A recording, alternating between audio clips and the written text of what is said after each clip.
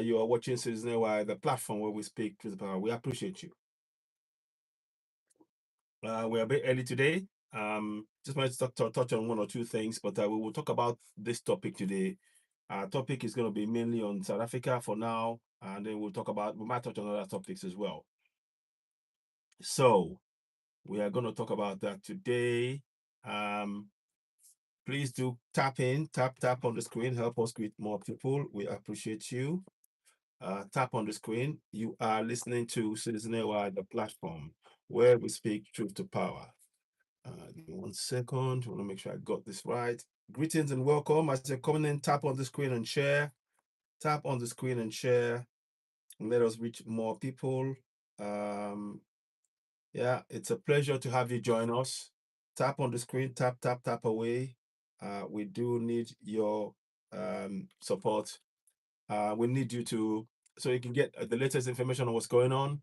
And of course, go ahead and subscribe to us on YouTube. Greetings, George 950. Ismail, greetings and welcome. We're going to carry on from the discussion we had the last time about South Africa. Many of you who joined us, we spoke about South Africa, and it's still an ongoing crisis, and we'll look into that and see how things are progressing thus far. So please do looking on us. Join this broadcast. You are listening to Citizen AY, the platform where we speak truth to power. I will be talking on other subjects as well. I mean, there are a lot of issues to talk about in terms of Nigeria, in terms of Burkina Faso, Mali, Niger, AES. But mainly today, we want to look at the issue on South Africa. Again, the emphasis of our broadcast is a conciliatory will be a conciliatory tone. We are keen for people to really join us if you're South African and join in the discussion. And this is for all Africans. As you're joining, please tap on the screen and share. Help us reach more people. We really do appreciate you. You are listening to Citizen AY, the platform where we speak truth to power. Welcome, welcome one, welcome all. Thank you for your joining me the last time. It was a real pleasure having a lot of people join us. Sibone is a South African guy who was also on our broadcast, and he spoke eloquently. Many people. Um, and I believe that how we ended the discussion on the platform was actually on a very good, on happy terms, and I would like that to continue through the broadcast. Citizen AY is a platform where we endeavor to ensure that we always speak truth to power. We want to carry out proper research, and educate fellow uh, fellow Africans, enlighten us and also learn. There's a lot for us to learn. There is so much that we don't know about Africa. There is so much that we've been taught about things that are not beneficial to us in Africa. We need to learn. We have to learn from each other as Africans. We have a lot to offer as Africans on the African continent, and we need to stand tall and stand proud and actually say, Africa belongs to Africans. No, with no apology whatsoever. Africa belongs to Africans. We have a right to benefit from those resources. And that's one of the things that we're trying to advocate for here. Yes, of course, the issue around South Africa is very regrettable. And hopefully it should be in a not too long distant future being resolved in a way that is actually going to really address the concerns of both South Africans and immigrants, and in fact, all Africans. I am of the opinion that all part of Africa is should be open and available for us all to be able to move around in. But of course, because of the many different colonial structures and the carving up of Africa, the scramble for Africa of the 1886 Berlin Conference, I'm afraid we are still suffering from that till date. So let me just quickly write something here. So as you're coming in, tap on the screen and share. Help us with more people. You are listening to Citizen AY, the platform where we speak truth to power. And to get more updates of what we're doing, please, I would strongly urge you to go ahead and subscribe to Citizen AY on YouTube right now. Greetings and welcome, welcome, welcome. So as you're coming on YouTube, please go ahead, give us the thumbs up, help us reach more people. Greetings. Please subscribe so that we can help the platform grow and you can get more information from us. Hit the like button. So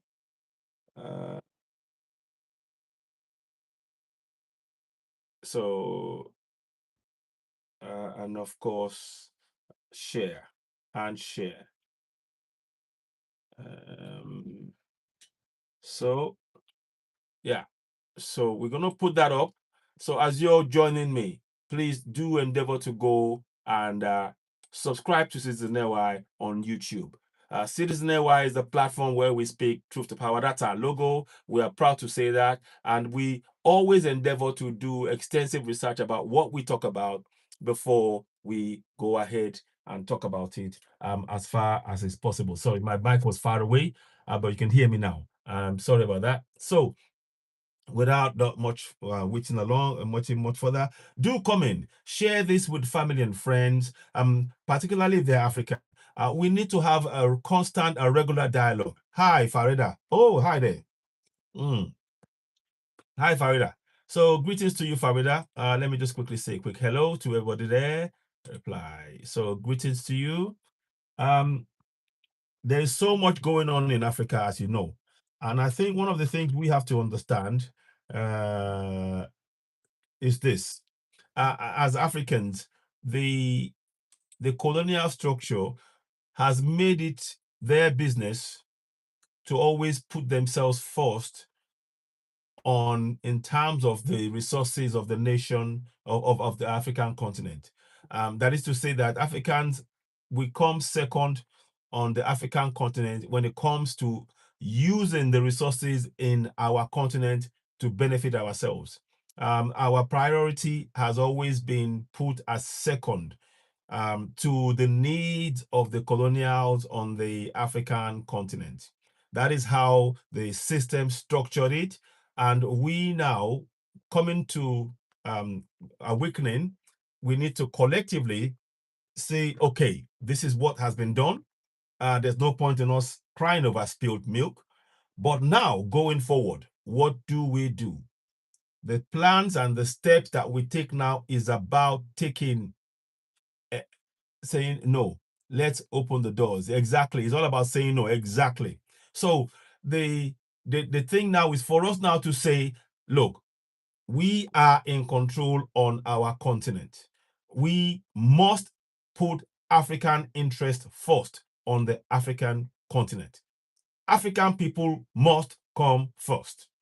The colonials have made sure that they are the ones. Yukuba. Okay, I'll bring in a guest. So we're going to talk about this, a little bit. So greetings, Abdul Salam. Greetings and welcome. Welcome, welcome. Greetings and welcome. So, my brother, how you doing? You good? Hello, can you hear me? Hello, Abdul Salam. Can you hear me? Oh, I think you're okay. I'll mute you for a minute. I'll mute you for a minute. Okay. So now the key thing is for Africans, what we must always remember is this: the Berlin Conference, and indeed uh, the 7th century issue of Islam coming to take over Africa. Those are really important points that we have to address as Africans. I request so I can explain. Okay, that's fine. I'll bring you up. Yes, I'll bring you up. I will do. Just give me 1 minute, Farid. I'll bring you up as well. I'll bring you up. So let me quickly say this. Everything that we do on the African continent has been influenced by both the Islamic colonization of Africa in the 7th century by the Arabs and the 14th century invasion of African continent by the Europeans. That is an undisputed fact. In both cases, Africans have been enslaved, sold, and as chattel in both cases. So we need to really understand that and actually be very, very, there's no point trying to deny that. That's what happened. But what we are saying going forward now is that now we are now awake. We have to take control of what happens on the African continent, where our resources are going. And we must determine that every person in Africa must make sure that our priority must be Africans first. So African resources must first and foremost benefit Africans. I'm not saying that we shouldn't trade with other parts of the world. No, I'm saying our priority has to be putting Africans first on the African continent. Any resources that we get that that it comes from our land must benefit us. We must be able to use those resources to build things like roads, hospitals, schools, water, bridges, healthcare, all of those things that we need to make our lives function. We deserve, by dint of our resources, to have a very good quality of life, no question. What is currently happening is the colonial structures of both the Arabic invasion via the 6th century and the 14th century invasion of Africa has meant that our priority, ourselves, we've never been allowed by those who colonized us to put Africans first on the African continent. We need to change that. And it's not a question of it is already happening. You can see it happening. These men behind me, you can see them. Ibrahim Traore, General Chiani, Assimi Goita, they are doing exactly what I'm saying. They are saying no more are we prepared to wait around and wait for somebody to, I'll beg. The last thing we must do on the African continent is to beg anybody for anything. Like Ibrahim Traore said, it is freedom or unaliving. Because we are not good. It is better to be on our knees. To be on our feet than to be on our knees. When we on our knees, then we are not in control of our destiny. When we are standing upright, and showing the way for the coming generation, we are preparing a greater future for the coming generation. So the task before us as Africans is this. It is simple, really. We know what was done. Now we take control back. No ifs, no buts, and nobody has a right to challenge African sovereignty. No one. And I mean it, absolutely no one. Our sovereignty is sacrosanct. It is not even up for debate on any table anywhere. We need to be very clear about that and how we do things going forward. It is obvious to us now that the current unrest in Africa is being triggered by the colonial structures. Just look at Congo. If you look at it, they are trying to get us to sign agreements and then all those agreements and do things on the cheap.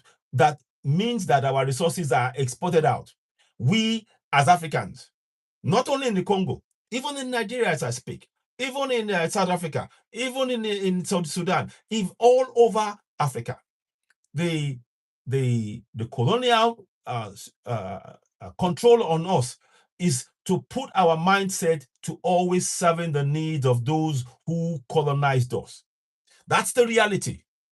We've been so conditioned to put the needs of those who colonized us, who took people, who sold us and enslaved us, to actually put their needs before ours on our continent.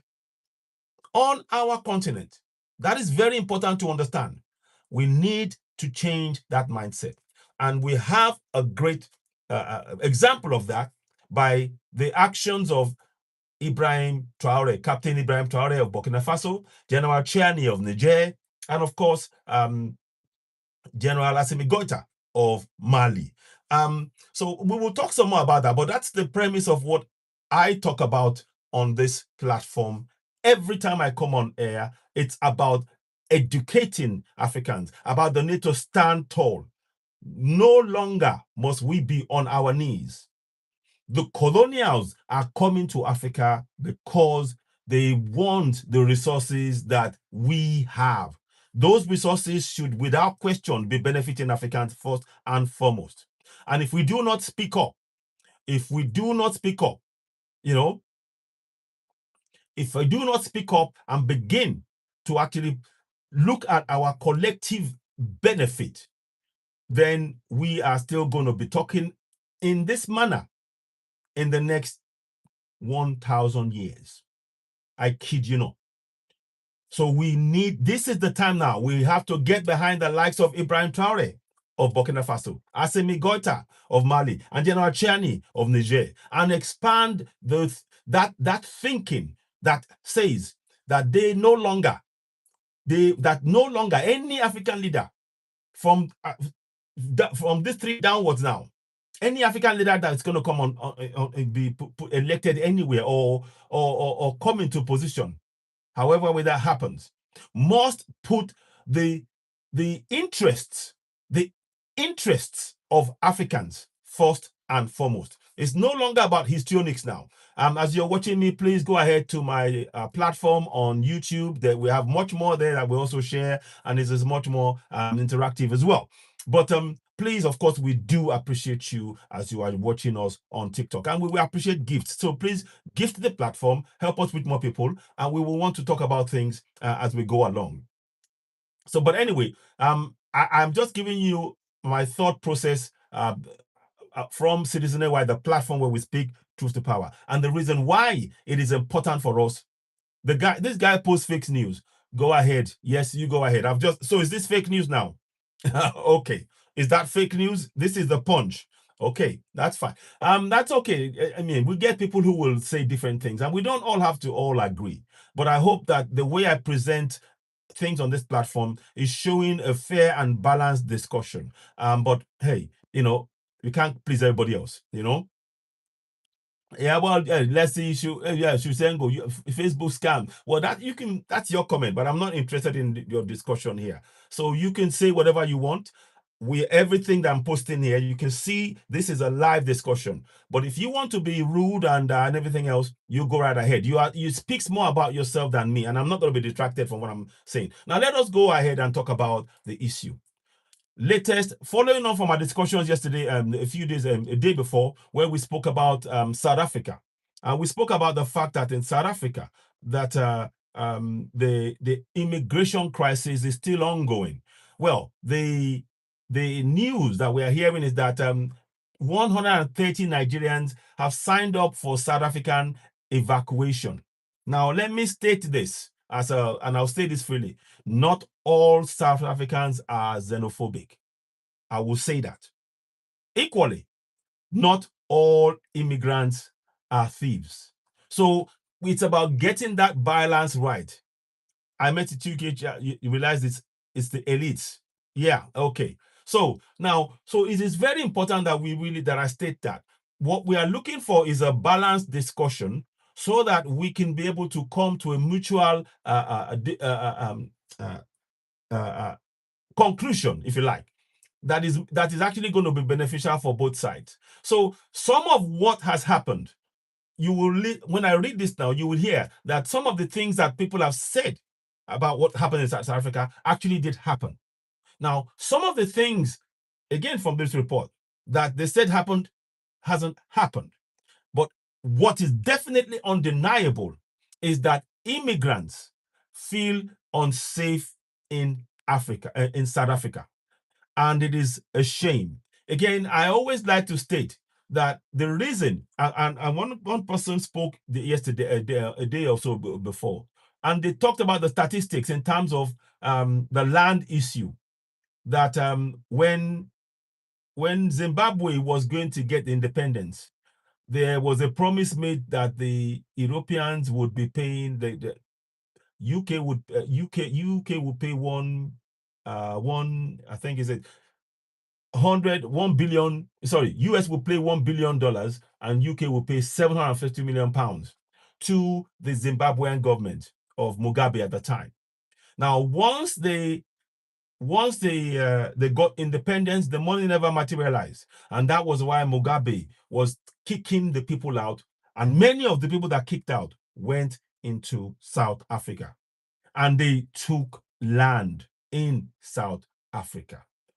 That's the reality. So, and that, unfortunately, South Africans, when the South Africans now got their independence in 1995, unfortunately, the land issue was the last thing that was discussed by. No. Farida, okay. Yeah. Okay.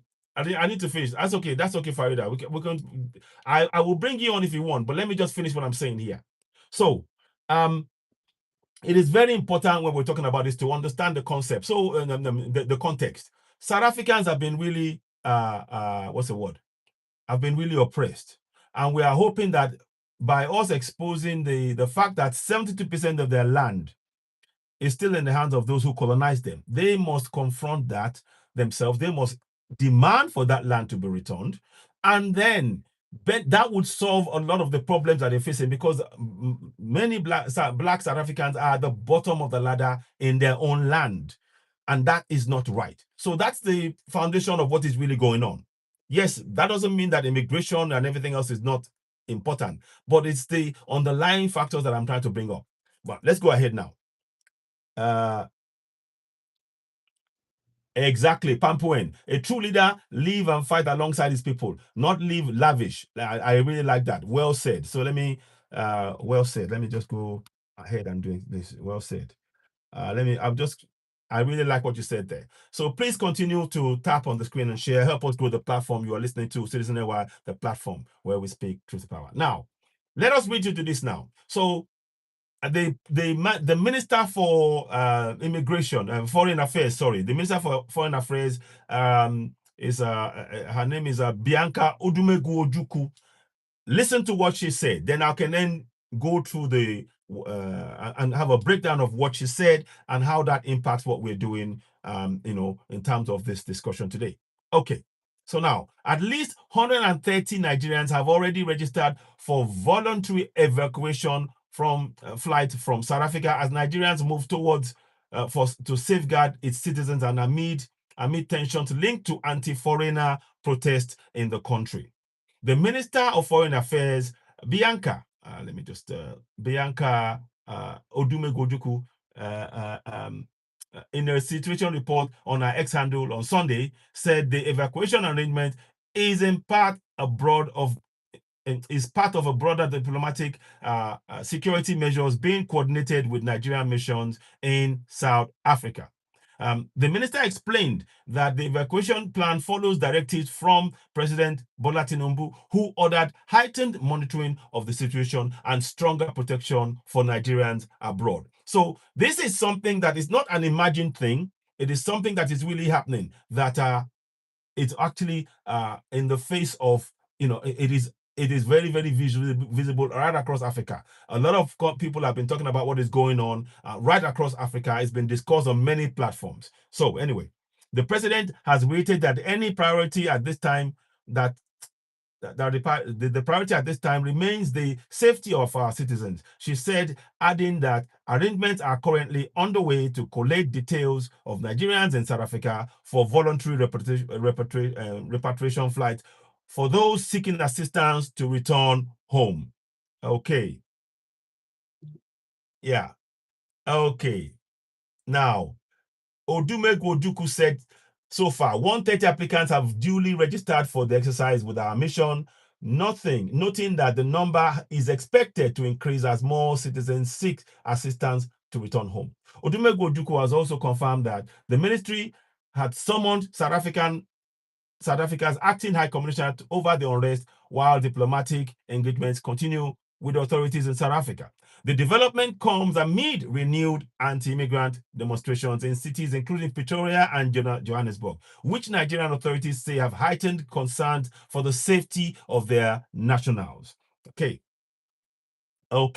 There is heightened anxiety over the series of anti-foreigner protests also targeted at Nigerians in select cities in the Republic of South Africa in recent weeks, the minister said.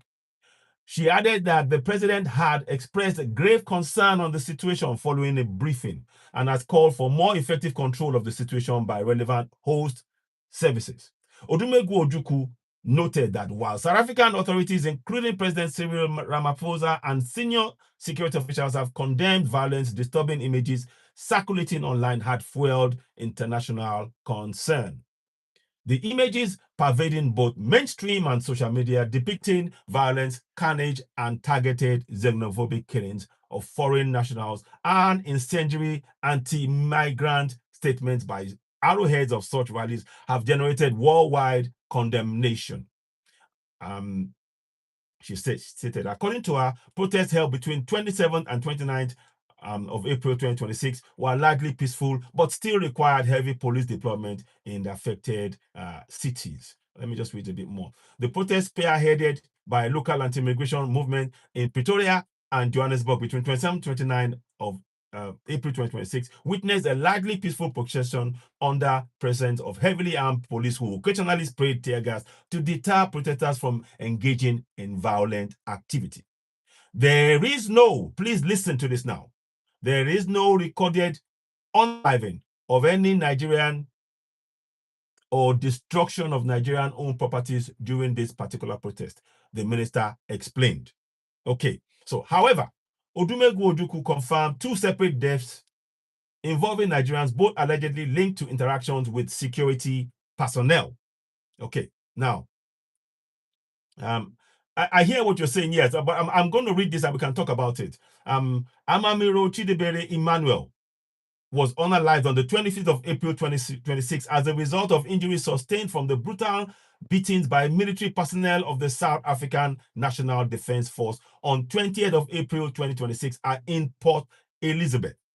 She said, referring to the South African National Defence Force, she further disclosed that Naimeka Matthew Andrew also died unalived following an alleged interaction with members of the Tshwane Metro Police, and his body was discovered at the Pretoria Central Mortuary on 20th of April 2026.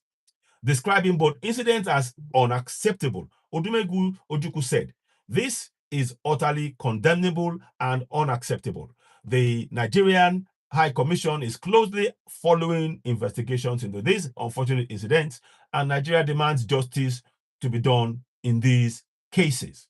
Okay, now, the minister added that another wave of demonstrations is expected between May 4th and 8th, 2026, prompting further security and diplomatic coordination between both countries. She stressed that Nigerian diplomatic missions are working closely with South African authorities to ensure the protection of citizens while evacuation preparations continue. The minister further stated, Nigeria is a frontline state which made great sacrifices towards the liberation struggles of South Africa, a fact which needs to be distilled down to the younger generation in South Africa. Nigerian lives and businesses in South Africa must not continue to be put at risk, and we remain committed to working with South Africa to explore ways to put an end to this xenophobic pattern. It has become a repetitive wave, most especially before elections in South Africa, and anti-foreigner opposition parties leverage this situation to garner votes. Nigeria recently signed a new memorandum of understanding with South Africa on early warning to protect citizens of both countries, especially in times such as this. So anyway, so there you go. And I wanted to read all of this. The reason why I read all of this now from beginning to the end was I'm trying to ensure that we are given a balanced view of what is going on. Go ahead and post. Lacey Hausengo, go ahead. Fill your boat. Okay? Now, if you want to call what Punch wrote fake news, you go right ahead and say that. Now, so what I'm saying to you is this. Many people in South Africa have been disputing what has been going on.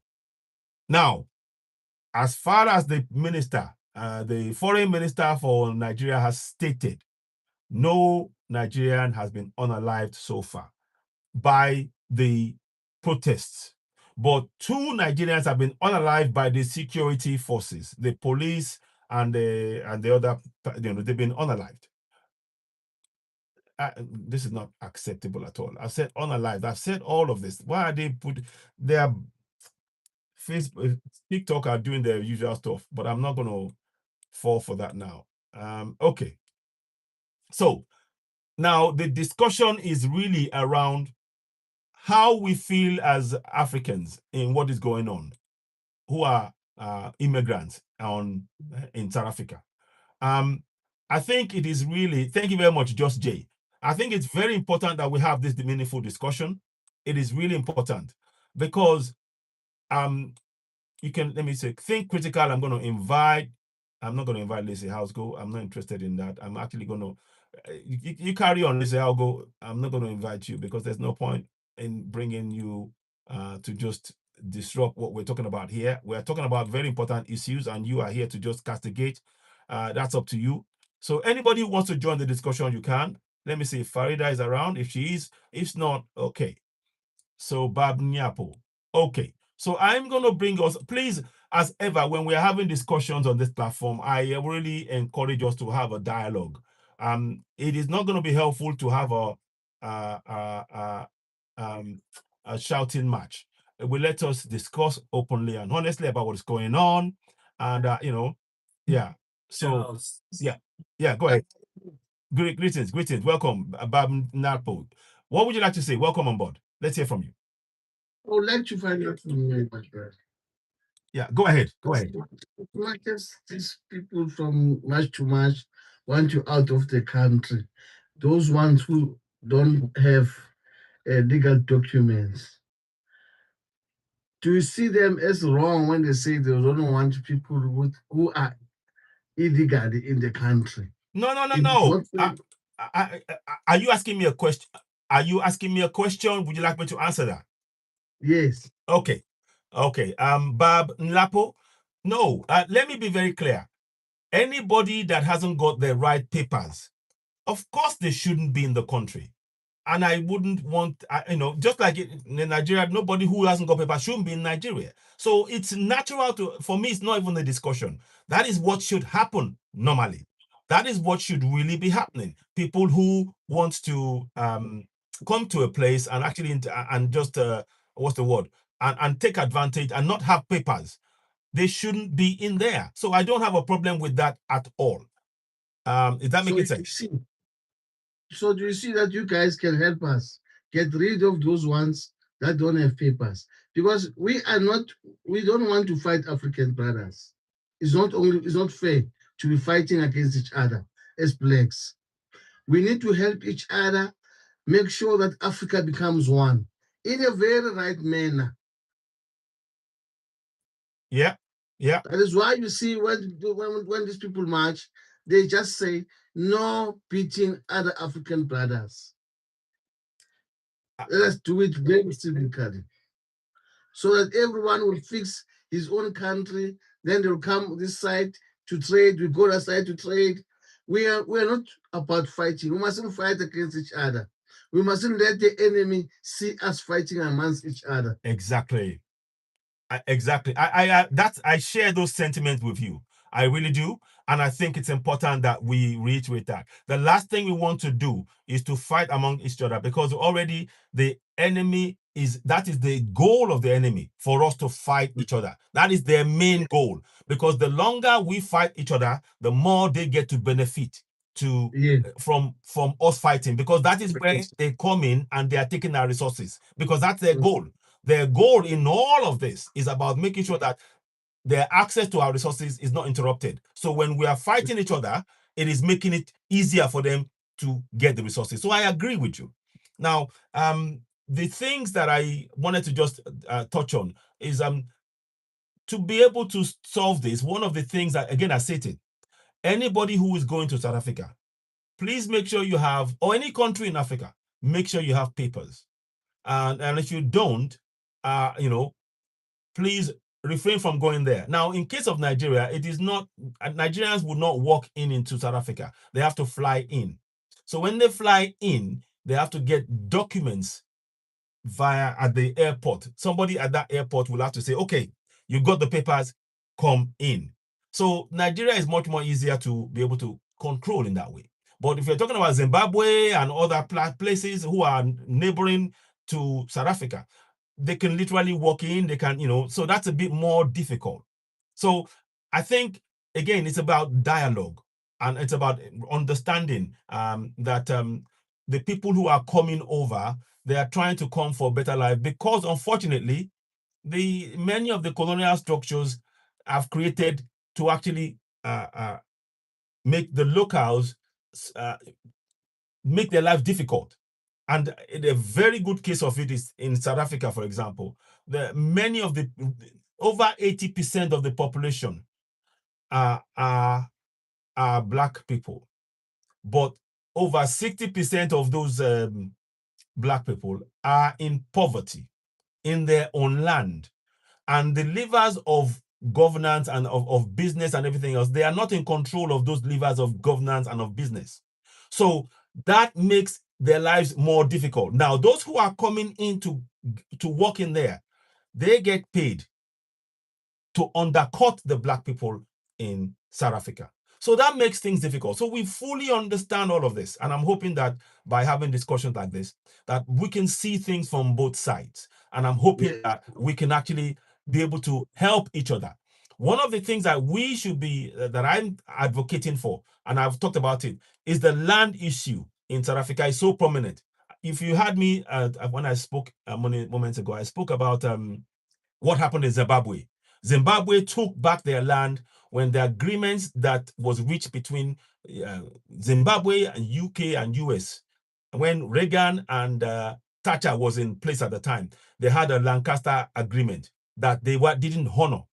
And that was why the Zimbabwe under Mugabe kicked out many of the colonials. And unfortunately, many of them went to South Africa. So you can see this is so this is what the underlying factor of what's going on. Now, the focus for me, and I'm hoping that many South Africans will hear this. We want you guys to be enjoying your own resources in your own land. It cannot be right that 72% of the land of your own land is still in the hand of just about 20% of the population. Even if that, maybe 18%. It is wrong. So that is the underlying issue here. So we need awareness with it from South Africans, people like yourself and those who are in the know, to begin to tell the community to know that, look, our land, the fertile land, farmland, where we can grow food, where we can eat, and all of this stuff is still in the hands of those who colonized us. We need our land back. We must work towards that, and in your local languages.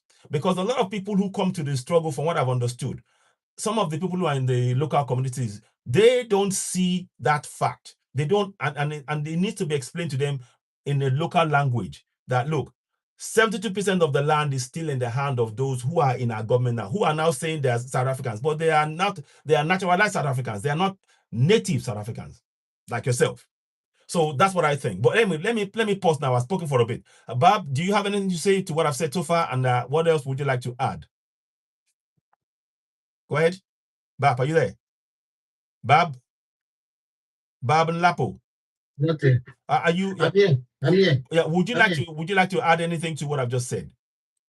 You just said something very powerful, but you forgot one thing. All of us, we know.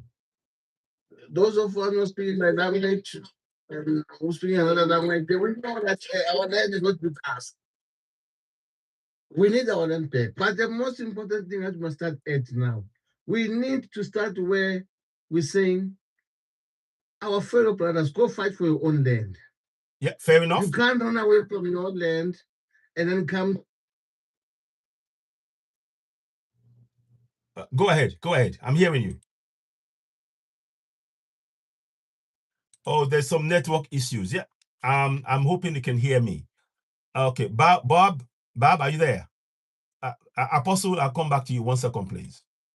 So, Bob, carry on. Do you understand me? Yeah, go ahead. I hear you. Go ahead. We need to first fix our own things here at home as South Africans. Then we're gonna, because we need you African brothers. You guys fought before us here. You got proper knowledge. You understand what I'm trying to say to you? But let us fix our own first. Let us be the one who are fixing our own first. Fair enough. Then you guys also fix your own that side. Yeah. Because Africa, on its own, it has to be fixed. We are ruled by people who are ruled by another past somewhere there. In England. You see, we need to govern ourselves as African brothers. We need borders. Yes, we need borders to be open, but not now. Now it's time to fix our backyard first, so that when we open our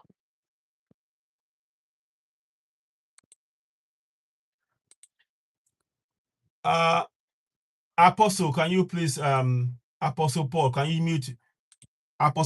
you mute yourself for a second, please? Because I think it's interfering.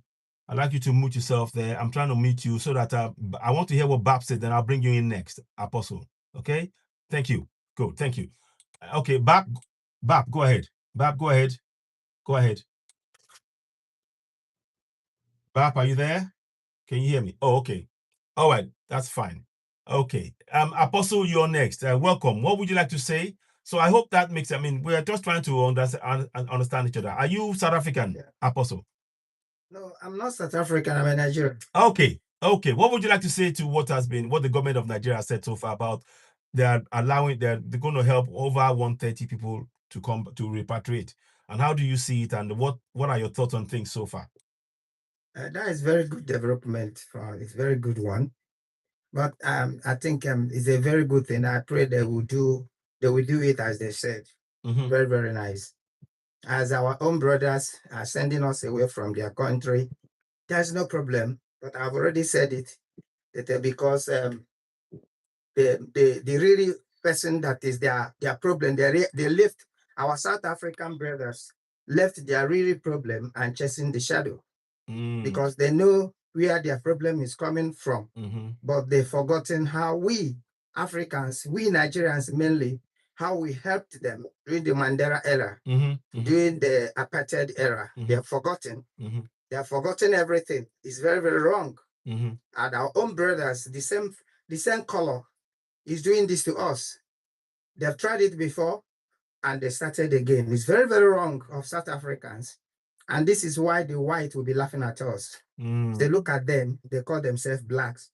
They will say that we are wicked. That's why they're treating us the way they're treating us. Because if Africans cannot agree, if they cannot agree, how can they be able to be saying the black is the white is their problem? That shows that even the white we are calling that our problems are not our problems. That means we blacks are the problems to ourselves. If we cannot accommodate our fellow blacks, that means that we are the problems of ourselves. This is a sellout. The black South Africans are sellout, and this has been from the time of the old. Because sometimes when you tell people about the Christianity in Africa, they will say Christianity is the one that destroyed us. It destroyed us. The white came and they forced us. Now, is it the white that is forcing them now to send their own brothers away? Is it the white? The black, it means the black people don't like themselves. They are just saying it in their mouth, but it is not in their heart. Whatsoever problem you have in your country, no matter what, you have a government, you should allow your government to do it, not you, South Africans. Allow your government to do it the way it should be done. If somebody comes into your country without papers, it is the work of the government to do it. It's not for you to come and take laws into your hands. And this is how the blacks has been treating themselves. And it's not only South Africa, it's all over African countries, but the one of South Africa is worst. It's all over African countries. It shows that Africans don't love themselves. And this shows that when they say that the problems they have are the white, you see that white is not our problems, that it is we Africans that don't love ourselves. It shows that even during the time of slave trade, it shows this is the same thing blacks did to themselves. They keep on blaming the white. What have the white done now? What has the white done to you, black man? What has he done to you now? Is it the white that is sending his fellow whites away? You go to America, you see the whites taking care of themselves. But in Africa here, we can't take care of ourselves. So that means you see that even the white allowed us to stay in their land. Americans allow blacks We travel from Nigeria to America to go and stay. And one of a black man has even become the president of America. And we, the blacks, are the ones sending our own people away from the land, claiming it's your land. African land is African land. This is the same people calling for African Union that we should be one. That shows it will not happen. We can never be one. So Africans has a very serious problems. Very serious problems. Apostle Paul, tell me, what do you suggest? What is the solution? Now you've outlined the problems and well in its many shapes and forms. What is the likely solution in the short term and in the long term? Just a few. I've got to go to other people, but I want to just give you the time to outline the solution. Exactly what Nigerian government just wanted to do now. Let Nigerians go back. Let everybody, let every other nations, black nations, do the same thing Nigerian government just did. Just repatriate your people back to your land. Okay. All right. And how do take over their land? That's they want. Okay. All right. Because you can't force people to stay in their land. So time we come, they will remember that this they did. That time we come, they will pay for it. Okay. So it's a matter of time. Okay. But in the meantime, pay for it. In the meantime, how I mean, in terms of South Africans, have you been to South Africa before? No. Okay. And I will never want to be there. Okay. Okay, I understand. I mean, the strength of feeling that you show now, I fully understand because of the current tension going on. But I would like to say that having dialogue like this is at least an opportunity for us to be able to look at how we can solve the problems together. But I thank you so much for your contribution to the discussion, and I appreciate your comments. But if you just hold in the back there for a minute, I'll go to the next person. Thank you so much. Thank you very much. Thank you. Thanks. So, yeah, very different view to how things are, and I understand the strength of feeling from both sides. But I'm hoping if there's any South African here who wants to come and speak up, I'd love to hear from you. But let me go to Isaac Ramonyai. Greetings and welcome. What would you like to say? Welcome on board. Greetings, and thank you for allowing me to have a view on the whole thing. Let's start with the land. The land is being addressed at the moment, the issue with the land in South Africa. You know that it's in Parliament and they're trying to actually change the legislation and all that, because the South African land was on willing buyer, willing seller. It means that the white people that were willing to sell the land, the government would buy the land, or whoever the black person wants to buy the land can buy, but that did not materialize. But the land issue, the South Africa is addressing it, and it will be addressed, and it's a very sensitive issue. And we do not, I think South Africans do not want to go up in arms and then take the land like Zimbabwe did, and then get to find ourselves with the land that we can't even ourselves work on it or know how to handle the land. But that issue is being dealt with. Government is giving out bursaries a lot for farming and all other things to black people in preparation to take over the land. Okay. So the foreign nationals and all that should hold on to that thought. We will get the land. Okay. And the South Africa is preparing to take over the land, but it will take over the land at the right time with people that are well resourced to actually work on that land. And as it goes, that there's more and more land that goes into the black people as we go. But let's come to the issue of South Africa. I mean, we work with foreign nationals, whether from Zimbabwe, Nigeria, and all other things. I've been to the shops this morning. There've been Nigerians, there's been Zimbabweans, there's been everybody on the streets of South Africa or where I stay, and no one is fighting Nigerians when they see on the streets and all that. And to say that all South Africans are evil and xenophobic, it is totally incorrect. One second on that, please, Isaac. On this platform, I've especially stated that I said we cannot say all South Africans are xenophobic. I said that, and I say that freely. So others may say it on other platforms, but when I do on this platform, I like to be balanced. And because but yeah, go ahead. I did hear your introduction, and I'm just, but I did hear you. I did hear your introduction, and I'm in line with it. Okay. So we like the biggest issue currently that is being faced in South Africa is that obviously the government has failed to look after its borders. The government has failed to actually come up with laws that are protecting South Africans in terms of whether there's whether the people taking jobs or not. And we know that it's a government responsibility to ensure that all the laws that are being broken are adhered to.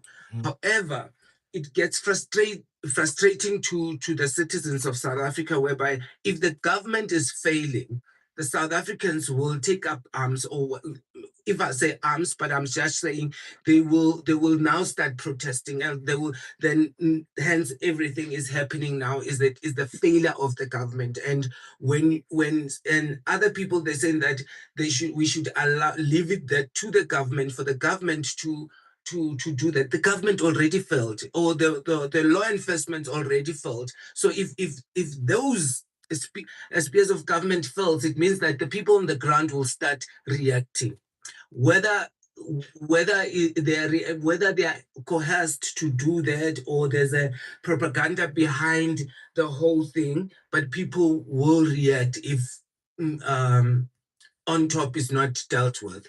But I can guarantee you, and to everybody that is here, South Africans are not xenophobic. South Africa is fighting to say that if you are not documented in South Africa, please don't come into South Africa. Don't cross the border. Don't go pay bribes to get documents. And I'm not saying people that have legal documents have paid bribes, because I don't know. Yeah. But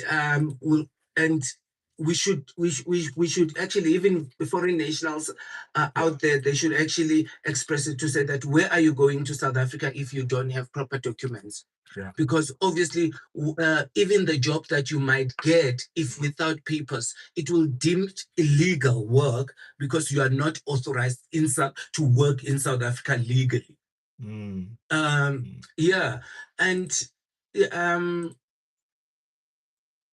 we don't condone any violence that is happening. We are appreciative of the demonstrations that are out there, but then we don't condone the violence that comes with it.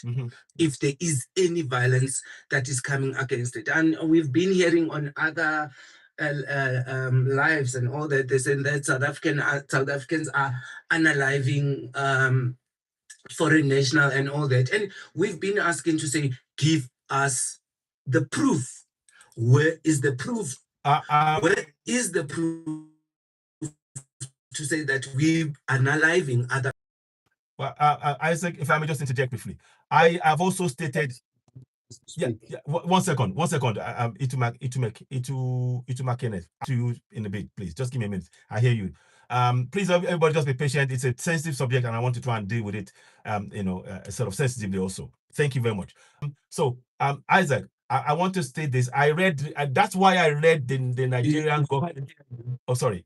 Yeah. This is exactly why I read the statement from the Nigerian minister, the foreign minister. He said, and she said that the protesters have not unalived any Nigerian. She said that. So, and I'm just backing up what you said.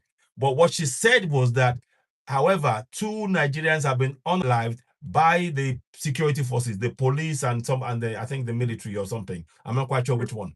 So you're right.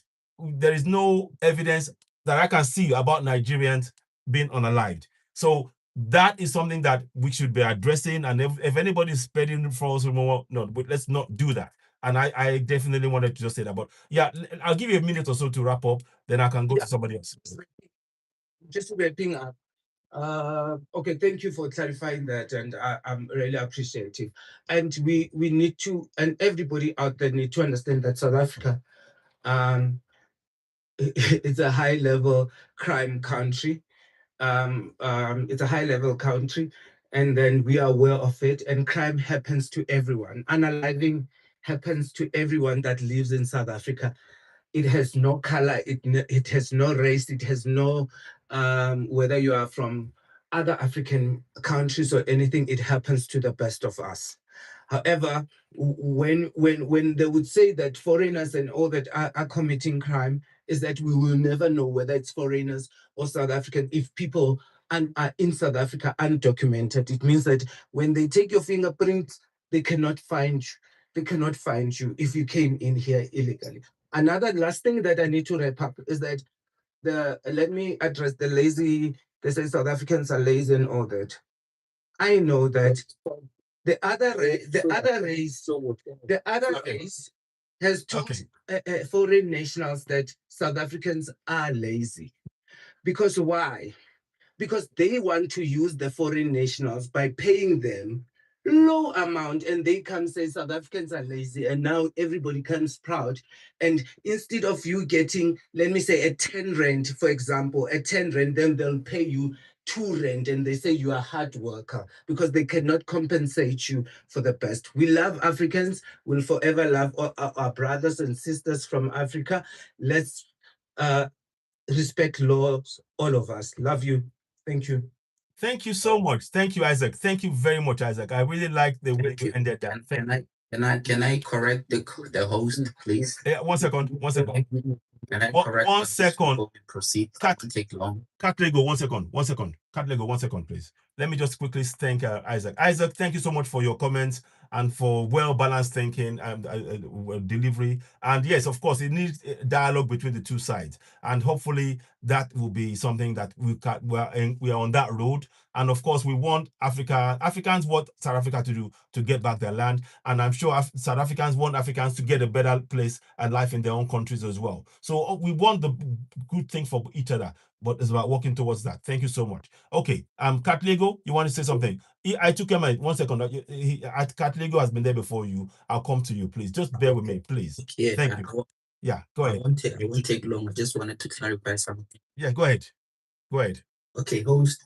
Earlier on, you said something about white people owning 70% of South African land, which is false.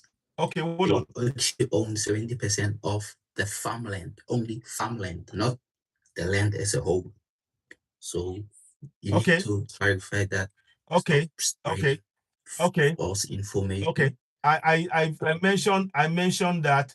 But anyway, I will come back and give you more about that. But you're right about the farmland. There's been a written thing there, a new development on that. Yeah, 70%. Okay, I hear you. But what would you like to say more about that or anything else, Katlego? Hello, Katlego, are you there? I just wanted to No, I just wanted to clarify. Okay, that's fine. Thank you very much. Thank you. And that's noted. And I will give you. I'll share that. In fact, I'll try and write that as I go along. Now, Ituma Kenneth, go ahead. What would you like to say? Let's hear from you. Thank you for waiting as well. Go ahead. Greetings. My brother have left. I don't know, by mistake I call you my brother. You are not supposed to call you my brother because you don't behave like. See, South Africa is xenophobic. South Africa is a xenophobic. Anybody that is coming in South Africa that's saying that they are not xenophobic, that person is a very big liar. See, look at you people forgot people that help you people to get an independence. You know, with your own effort, you cannot get that independence.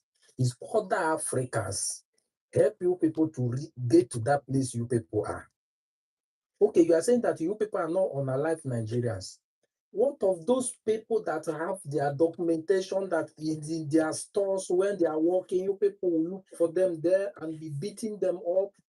Are you a police officer? Are you immigration officer?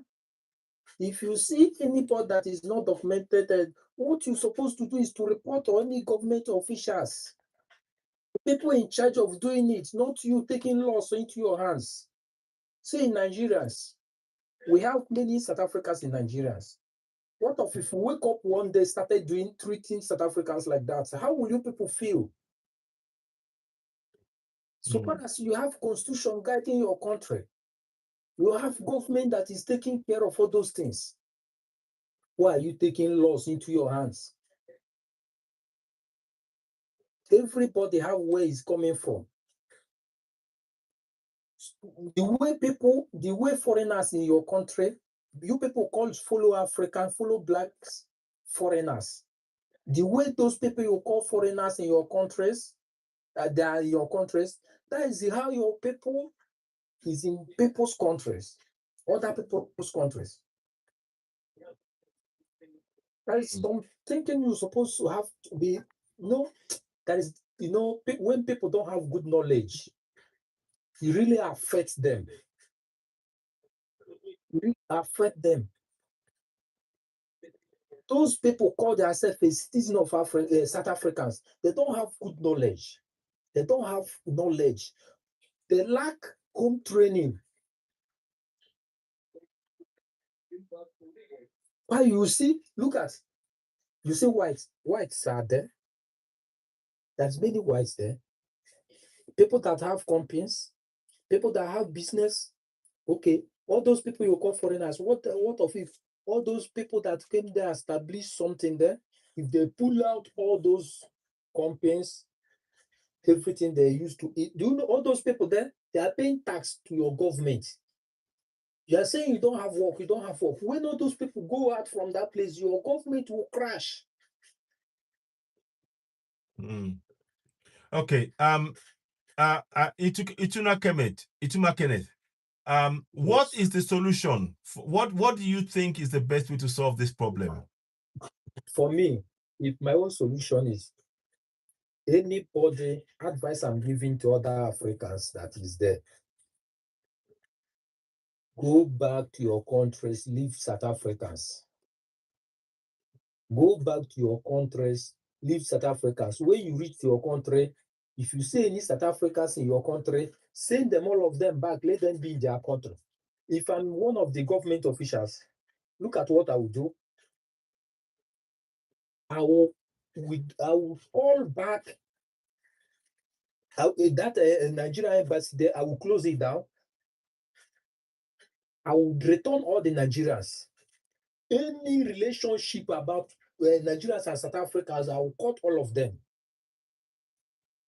If I'm one of those governments, that is what I would do. Any relationship within Nigeria and other countries within South Africa, we cut it off. Let South Africa be in South Africa. Because this thing is becoming too much. Every time South Africa. Are they going to be in South Africa with no? Why they have that freedom is because other countries have them to achieve it. But today they forgot about it. Okay. So you believe that the best thing to do right now is for everybody to go home and leave South Africa. All the ties they have with them. Okay. All right. No, Ituma Kenneth, thank you so much for question for Idu. Okay, go ahead. Okay. Somebody's got a question for you. Go ahead. Okay, Idu. Okay, Idu, now. You only addressed the legal foreigners in South Africa. What about the illegal ones? What do you have to tell them? Those one that you meet in when they are selling their stores, when they are doing their business, you ask them for their papers, they will show you their papers. Upon that, you are beating them, flogging them. Why is the reason you are doing that? No, I'm asking you, what do you have to say to them? The illegal ones. You are not the government. When you see them, go and report it to government. Government will intervene. No. You have to address the illegal foreigners, not South Africans, but address the illegal foreigners. That is what I'm telling you. Whether you're illegal or you are not, everybody should go back to their country. That is what I'm saying. Let everybody go back to their country. When they reach to their country, let me tell you, you know the problem we are having in Africa, you are saying illegal and this one, because we have Africans, so far as you are African, you are not supposed to travel with any country in Africa with the visa you are saying documented or not documented. Thank you so much, brother. That's So far as you are in Africa. But this thing you are saying, before you travel to another Africa, you make visa is illiterate that is doing it to, and bad leader we have in Africa. Definitely, you are right, brother. Okay. I don't agree with that. Okay. Adams, 1 second, please. Okay, we have like 54 countries in Africa. Can you mention the ones that travel without any visas? We have 56 or 54. Can you mention the ones that are actually allow people to travel with? JBR, 1 second. Agree. JBR, 1 second. JBR should be allowed to just travel free. JBR, 1 second. JBR, 1 second. JBR, everybody, 1 second. Stop. 1 second. Let us just take it one step at a time. We are talking over each other. Let me quickly round up with, I think Ituna Kemek has answered the question. Thank you. We'll leave it at that now. Let us go to Adam. I think I believe Adam come, and then I'll take it one after the other. So just wait, bear with me, please. Okay, Adam, you want to say something? You go ahead. Yeah, I want to say something. The problem is that South Africa.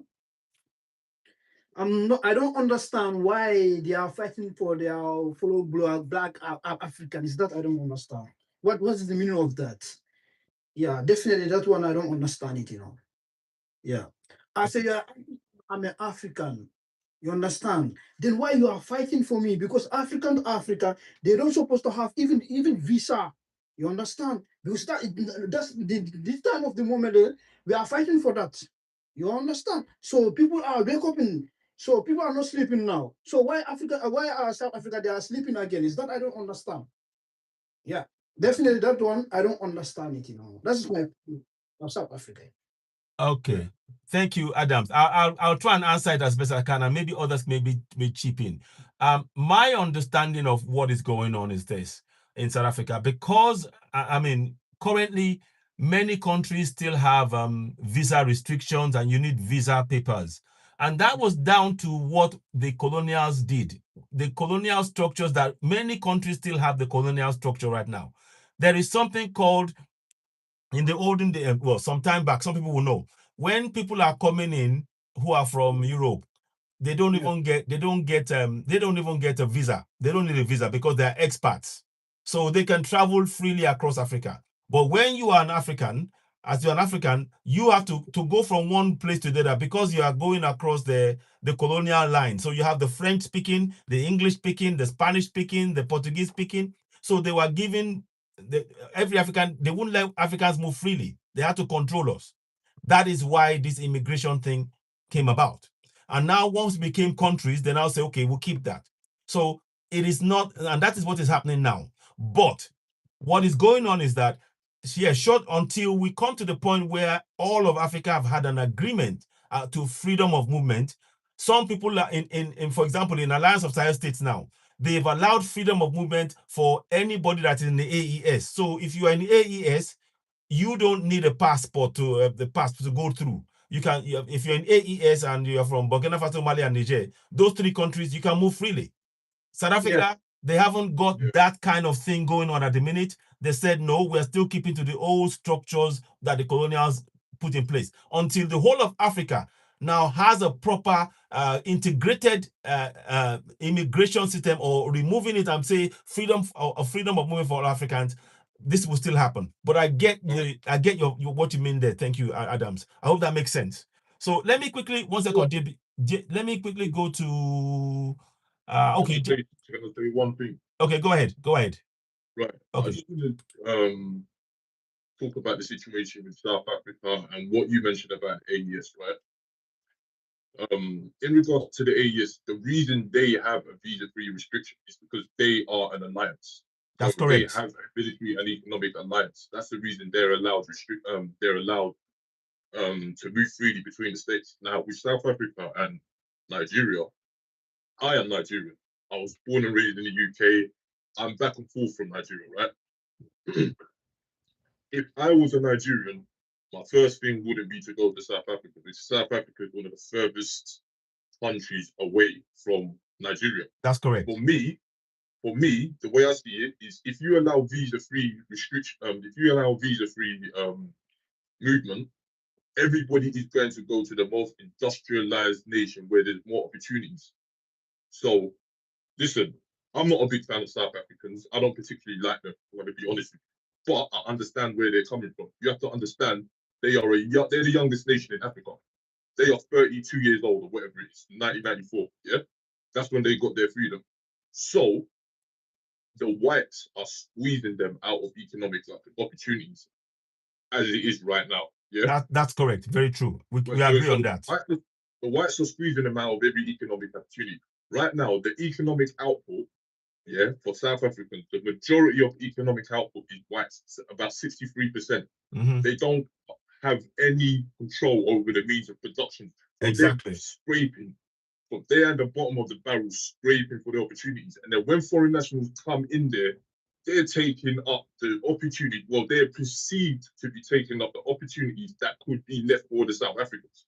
That's you understand correct. what I'm saying? So I understand where they're coming from when they say, look, we're trying to fight for our nation, even though I don't think they'll. I'm going to be honest with you.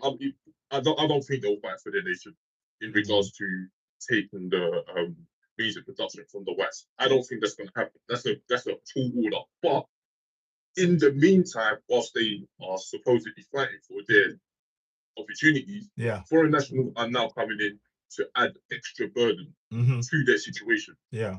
If you are an African national or a foreign national, you should leave. You shouldn't. Honestly, if you're not South African, leave. That's yeah. I agree with you. JBR. Everything you said, you hit the nail on the head. Actually, I'm going to give you a round of applause for that, actually, because I think what you said now is very important. And I recognize that the levers of economic power is not in the hands of South Africans, and that's a plain fact. And like you said, they are just 1995, that they got the so-called independence. And of course, with the land, like Katlego said, currently the farmland, they only own something. I mean, the whole nation owns maybe 18% of their own land, farmland, whereas 72% of the farmland is still in the hands of those of the relatives or the descendants of those who colonized them. So it is very, very difficult to actually for them. So I understand when they see immigrants coming in, the perceived threat that also on top of me not being able to get my own land, somebody else is coming in. I understand that. So it is very, very understandable. So again, when people when they're saying people should, if you're not documented, please don't go to South Africa. It makes perfect sense. That's it. Thank you for that. Let me go to who hasn't spoken here. Okay, Ja, go ahead. Ja, let's hear from you. Then I'll go to Sankoons and then Just Jay. Ja, let's hear from you. What would you like to say? Welcome. I'm gonna skip that, and please, guys, can you tell somebody else just for 5 minutes? Thank you. Okay. Okay, we'll do. Okay, let us go to hang on.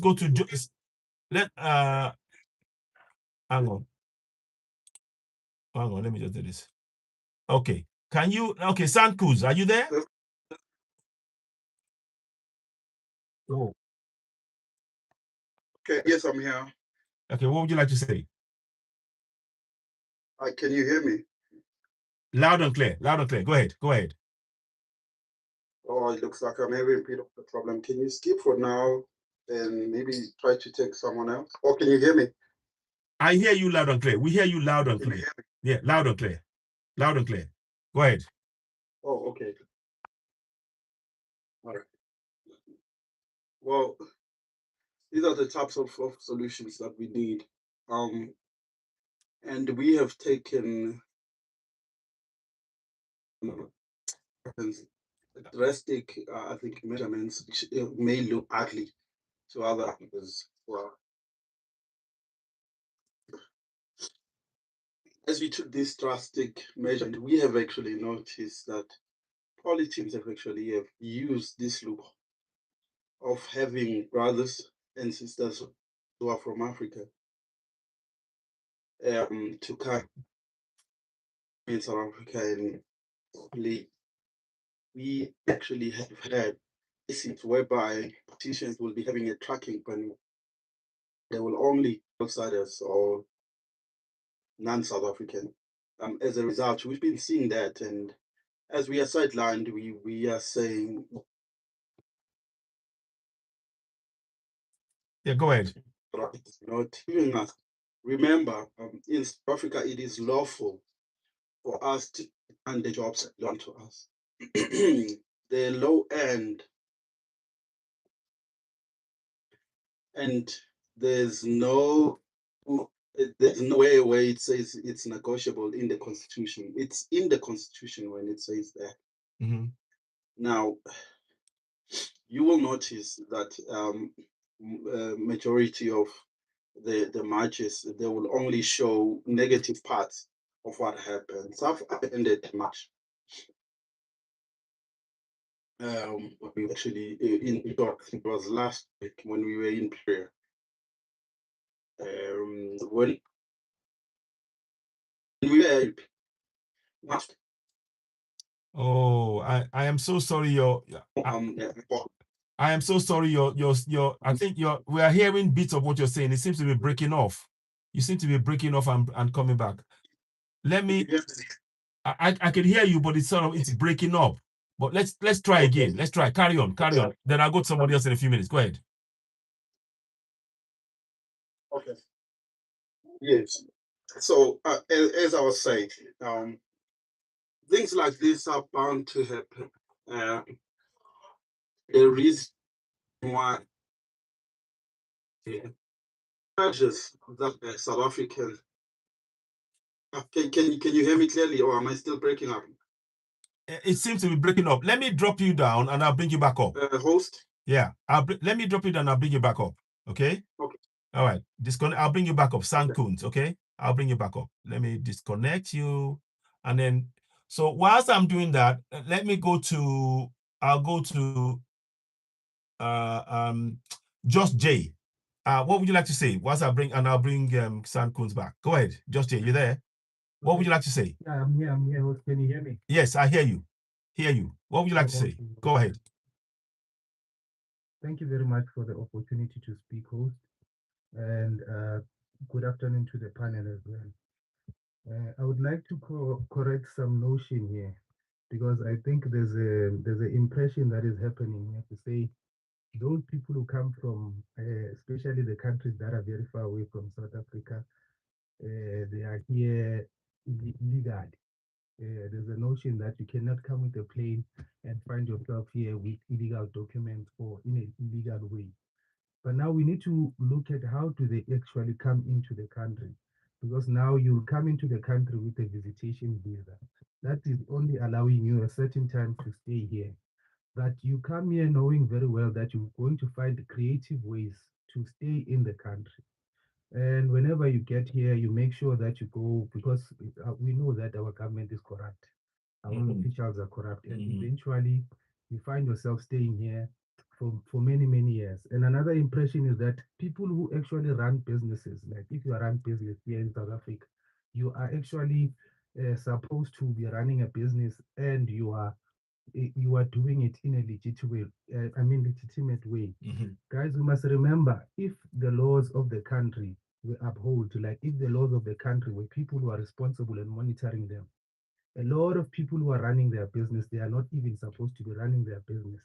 Because now, before you can even run your business in South Africa, there's a certain amount of money that you need to commit to the government that you're investing in the country. And you need to have a plan to say that a business plan that will stay in the government offices, that this is what business, this is the core of your business, explaining your business. And you must also promise that whatever that you're coming in to do in the country, you are employing 60% of the people of the South African people, and you get a letter from Department of Trade and Industry. Mm-hmm. And to be quite honest, our African brothers and sisters who are running businesses and saloon and all those things, they do not qualify under those immigration laws to be running those businesses. That is why you find them, some of them, they even marry, they even buy people to, they take advantage. Yes, we do have a large number of people who are unemployed in South Africa. And that's why you end up finding people who are committing to fake marriages so that people can stay longer in the country. So, as South Africans, we are saying we have a problem of such things. And I know people will say, no, they are running businesses and they all have these things.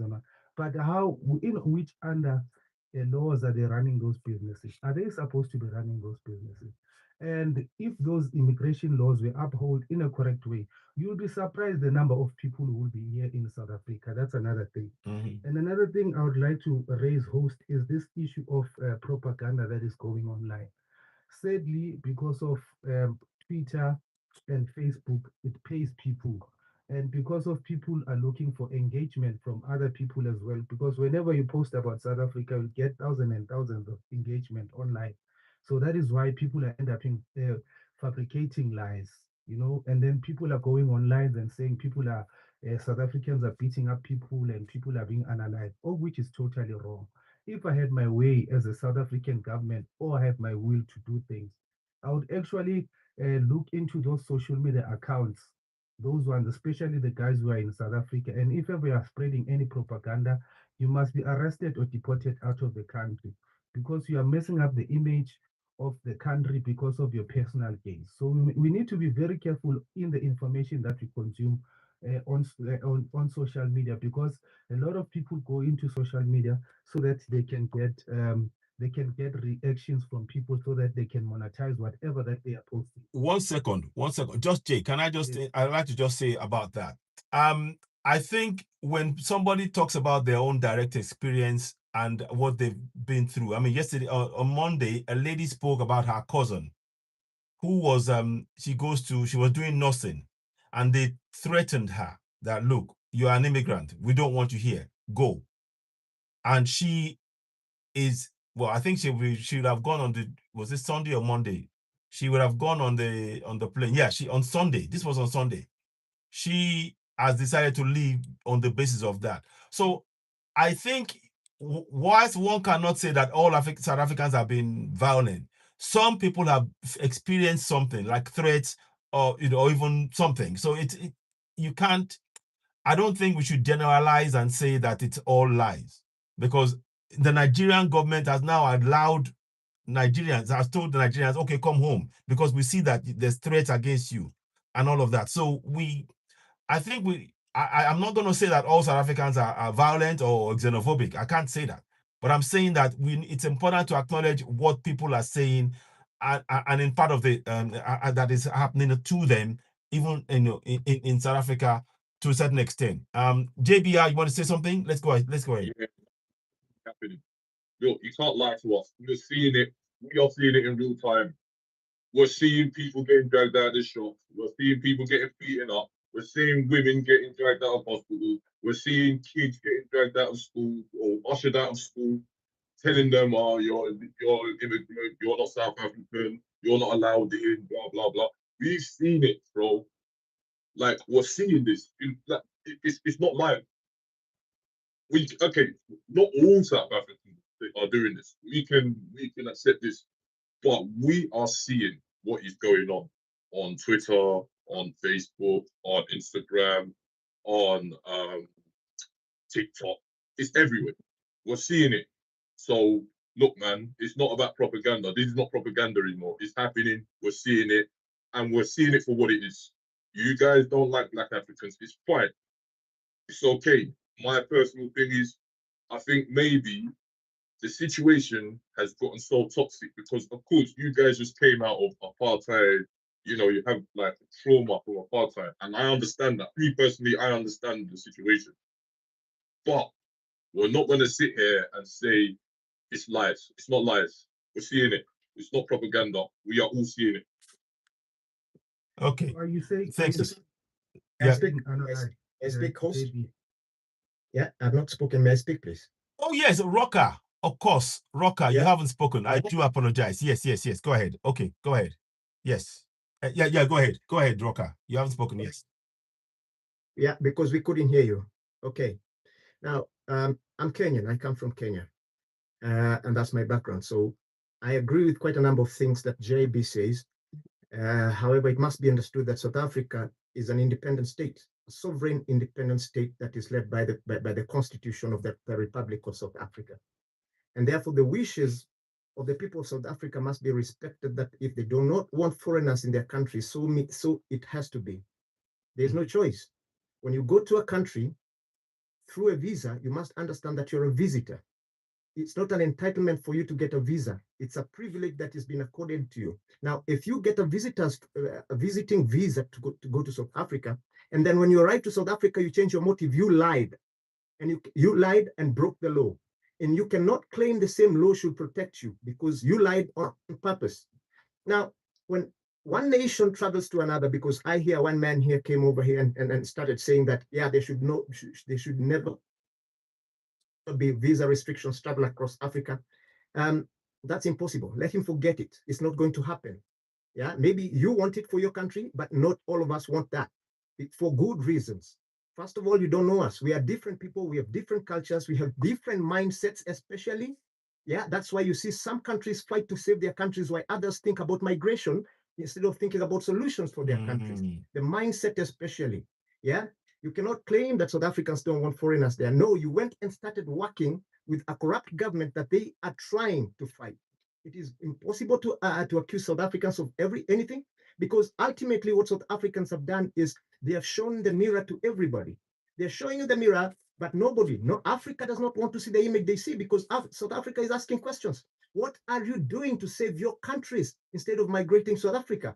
And because they're too entitled, they feel too entitled to be in South Africa, they start complaining about xenophobia. Had it been in Europe, where a lot of deportation of African happens, they call it racism, but you're just being put to question. But Africans don't want to take accountability.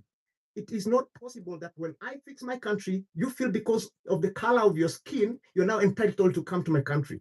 Things don't work like that. Things don't happen. Things are made to happen. There's a price.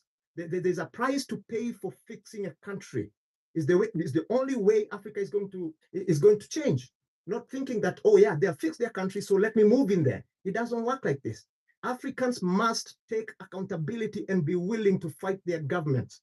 Don't forget, your leaders are a reflection of you. And if you don't like what they are doing, then you must fight them directly. And South Africans are doing that very well. I congratulate South Africans for bringing Africans to accountability. They may not like it, but this is a debate at its own time. Thank you. Okay. Let me just go. Yeah, 1 second. Yeah, thank you very much, Rocker. Well, a very, very clear message there. I agree with a lot of what you said. And the will of the people must be heard.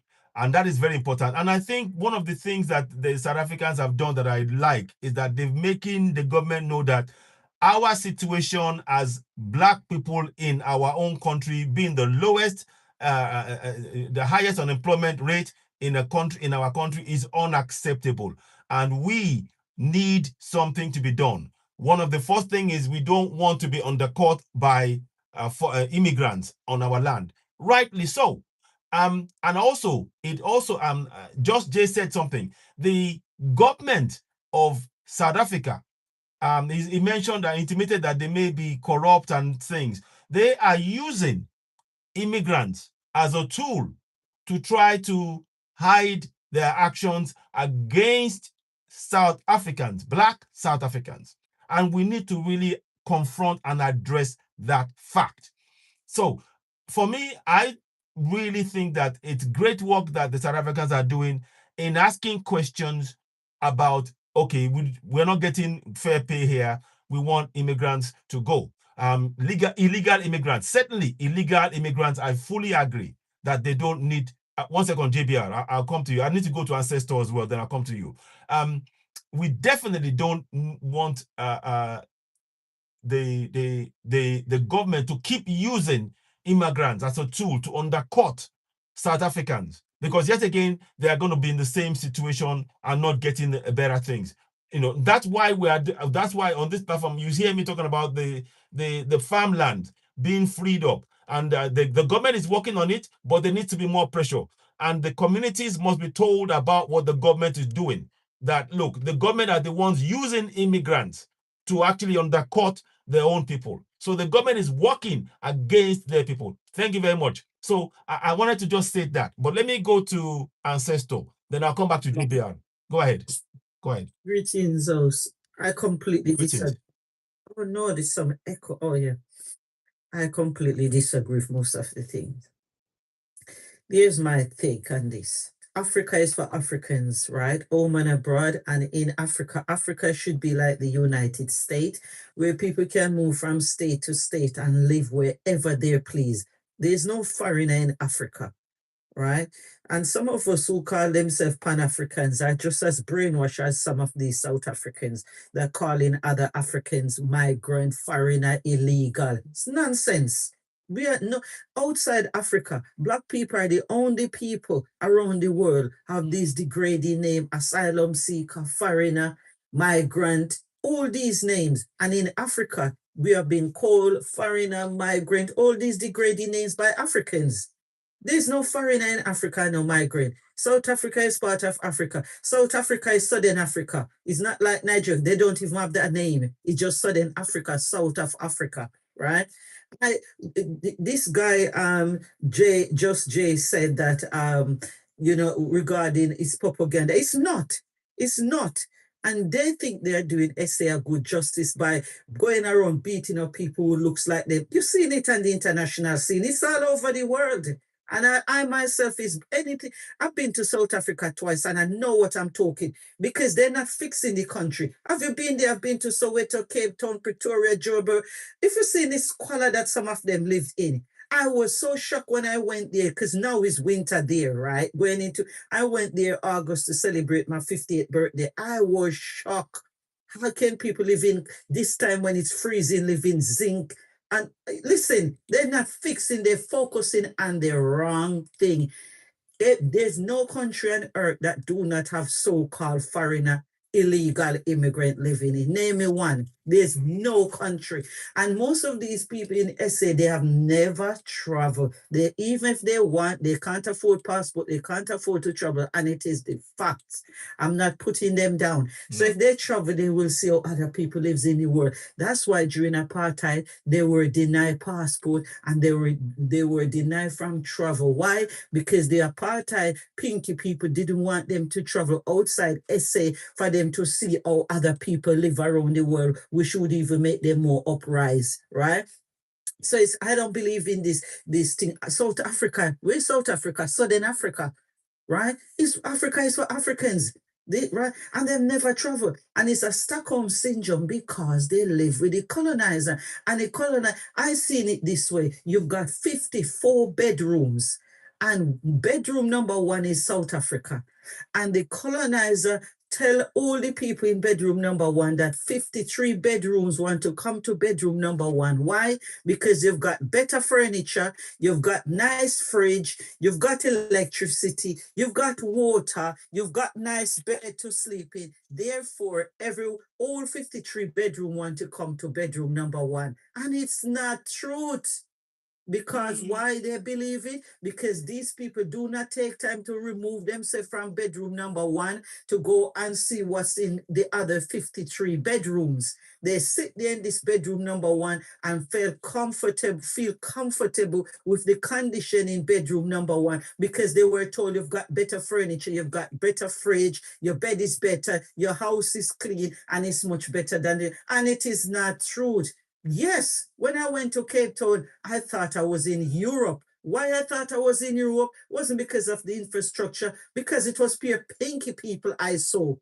I said, hold on. And when you come to Soweto, Durban, Johannesburg, it's a completely different. There's no, South Africa is one of the, I would probably the most unequal section of Africa in the world. Yeah. So there's nothing, even if the so-called foreigner leave, your condition will not be better. Why? Same like Hello. your condition will not be better. Why? Same like the other part of Africa, right? Not just South Africa, where the resources underneath the African people feet, they are not benefiting from it.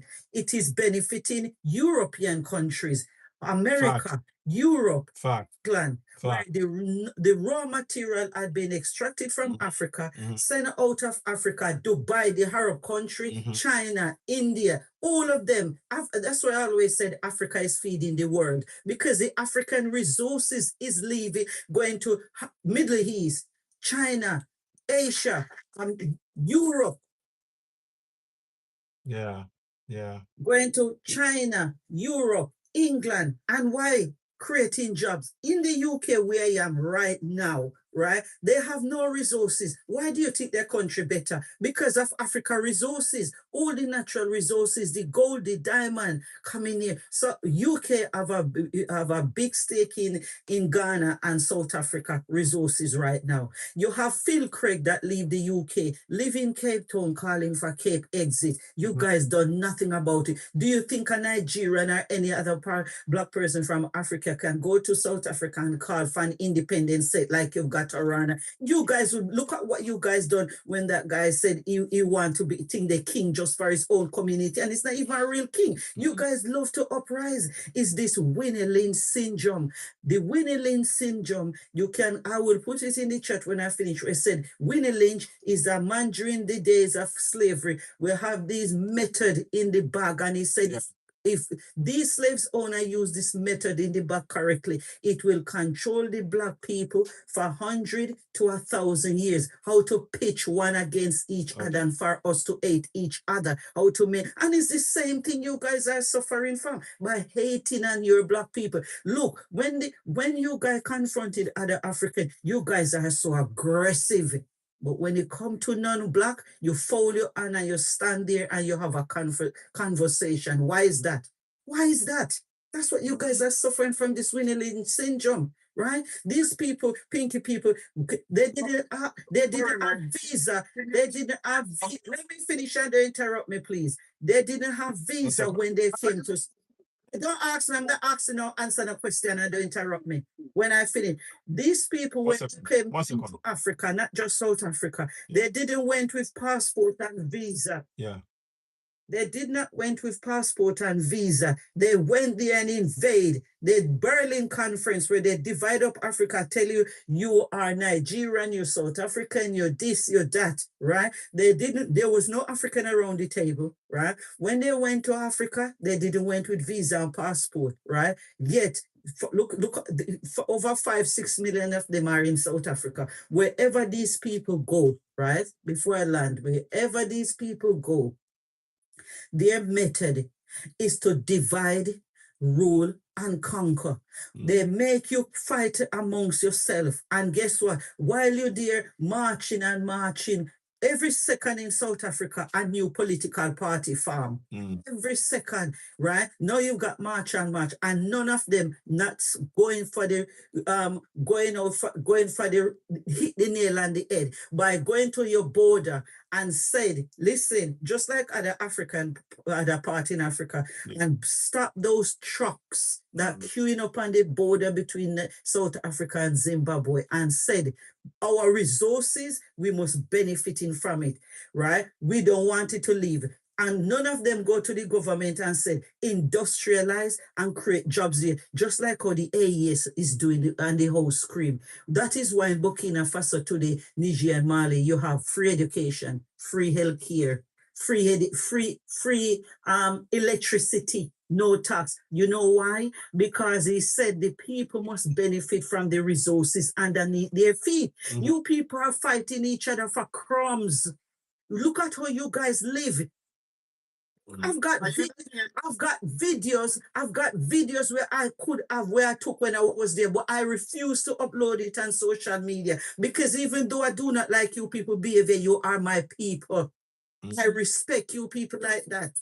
Thank you. Right? I would Thank you. not upload those videos. So, can you guys me? So don't come here to paint that South Africa is this glory diamond paving industry. Even if the so-called illegal foreigner leave, say your life will not change. You need to tell your government your resources must benefit you underneath your feet. And just not the whole of Africa, because Africa is the richest on earth. Africa is the one feeding the world. Do you think European people would sit down and allow their resources to go to any other country to benefit the other people in other country and create jobs, put food in their fridge and create generation? Well, they would not do it. But we as African in the Caribbean, in Africa, it's a pattern where we sit down and allow our raw resources to leave, go to Europe and England, because they have nothing. So by saying you're kicking out all these foreigners, it's not gonna solve nothing. You're gonna be at square one and you're gonna be continue fighting for crumbs. And as Julius Malema said, you are fighting your own brother to work for a white man instead of being a job creator. Thank you. I have a question for you, ma'am. Wow. Okay. Okay. Ask. Oh, hang on. Who's asking? JBI, 1 second. I have a question for. Everybody, hold on. Question. Everybody, hold on. One question, one at a time. Okay. Katlego, you go first. Then we'll go to Sanders. I have an echo. Can you, ma'am? Okay. Since you mentioned the fact that you traveled to South Africa, I have to ask you, were you here legally or illegally? I'm not even gonna answer you whether I'm here, whether I was there twice, I went there twice, because you know what, you South African have a select. No, ma'am. Can you answer the question? It's simple. Were you here legally or legally? Were you here legally or illegally? You ask me a question, you don't determine how I answer the question, right? Legally or illegally? I said I went there twice, so that should answer your question. How can somebody go to someone? I'm assuming you were here legally. That's my answer.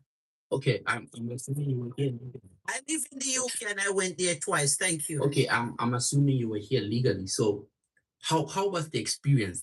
Were you treated badly or? No, hell no, I was treated very nice. And I told people all the time that 98% of South Africans are very good people. I told people, I made friends every day. I speak to my lawyers friends, my business friend in South Africa. Listen, I forget to mention this, right? I told people all the time that 98% of South Africans are nice people. I said I did not experience no xenophobic or not.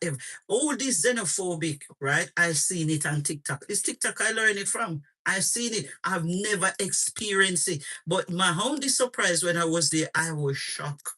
As you know about Cape Town, about Cape Town, it's too many people. You were here legally. You were here legally and you had the best experience. Why do you promote people to come here illegally, knowing that they face? My issue with you, young man, listen to me, young man. My issue, why don't you advise those people to come here legally? One at a time.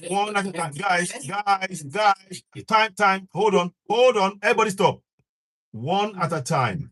Please, I want it to be dialogue, please. One at a time. Why don't you advise people to come here legally so that they can experience the best version of South Africa, just like you?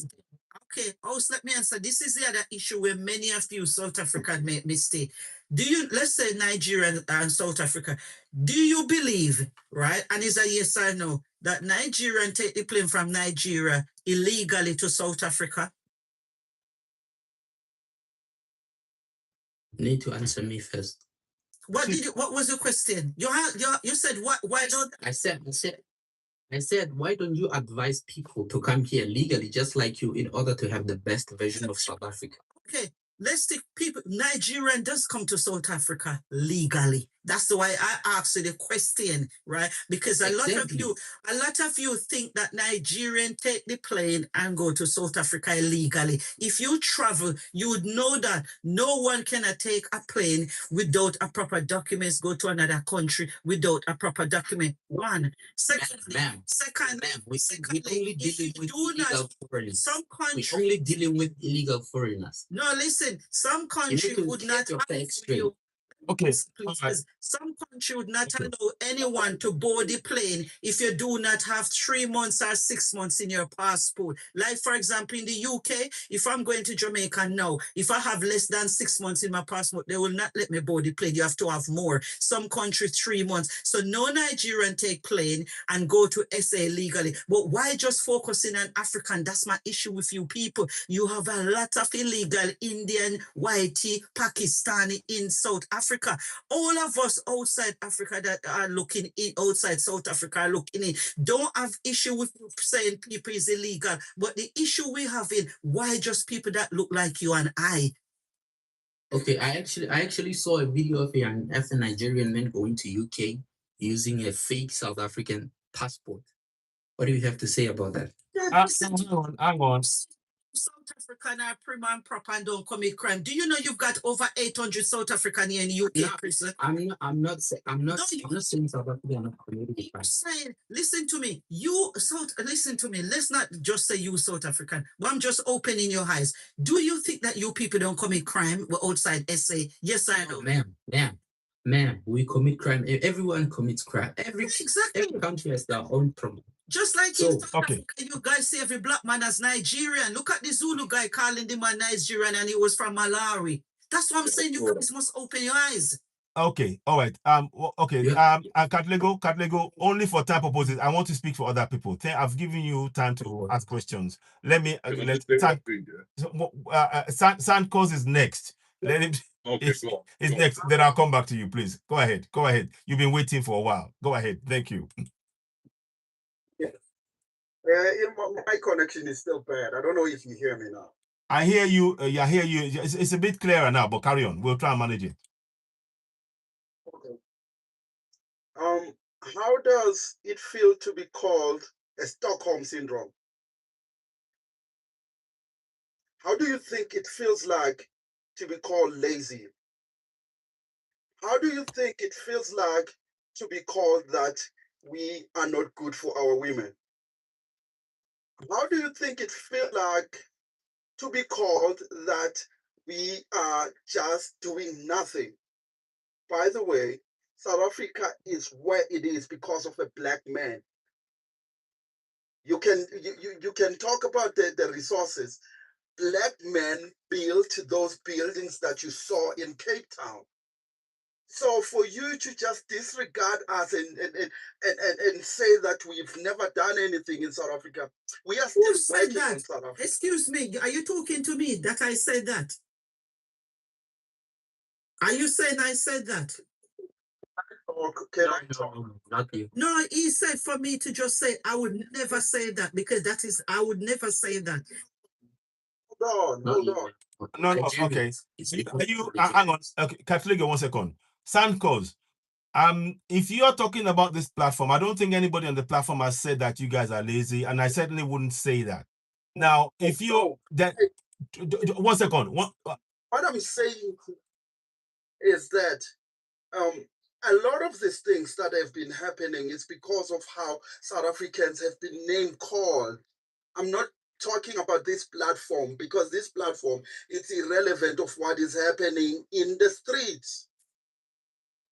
What is happening in the streets is that our brothers from Africa think we are lazy. They are better than us because they can be able to come and open businesses that we couldn't do it because of the situation of the economy.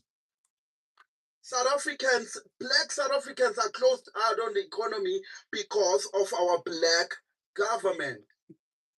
And we have seen how the black government behaves.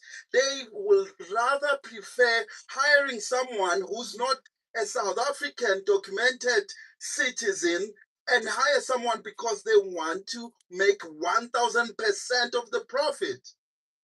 Lots of companies are closing in South Africa because there is a change.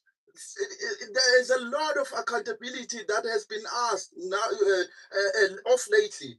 I have someone who's working for the YT Bank who has said they've actually started to actually deactivate bank accounts of people who are not from South Africa, and that they've discovered that they've been in South Africa illegally. They've came in nicely in South Africa, but they continued staying or ever overstayed themselves. So they are going to deactivate those accounts. They'll be giving them something like a month for them to come and collect their money because they are not in South Africa legally. Listen, So, Sandcoats, I'm not arguing with you about that. Anything that is illegal, I would say this. I think what we are really saying now is the system. Is the system, the question we'll be asking now is the system working? Are the immigration team, the police, are they doing their job so that you people can have confidence? If the answer is no, then we need to. It's a resounding no, and I'll tell you why. You know, when we go to the street and strike, some of the police, they just there to observe, and they understand what we are going through because they have kids who have no jobs because of the illegality of the other nations that are in South Africa. They actually sympathize with us and they want us to make our point clear to the government. Now, the government, it's been a long time. If you think about it, ANC has been on the government for more than 30 years. They've actually been ruling ever since. And we have noticed again as citizens of South Africa that, okay, this is the strategy that they are using. So we are going to use a strategy that is not going to be liked by anyone else in Africa. Mm-hmm. By the way, no one has said they don't want to trade with Africa. Yeah. No one has said now they don't want anything to do with Africa. Keeping quiet and letting the officials deal with the situation has never actually given us fruits that are actually desirable. We've been sending memorandums for 3 decades. For 3 decades, we've been sending memorandums that they should take care of the illegality of the non-South Africans because something is going to happen. Even a decade never passed. Then we were hearing kidnappings. We were hearing people being kidnapped and being injected drugs on their bodies. That was not heard in South Africa before. It has never happened before in South Africa. That is not true. That is not true. That is not true. That is not true. Well,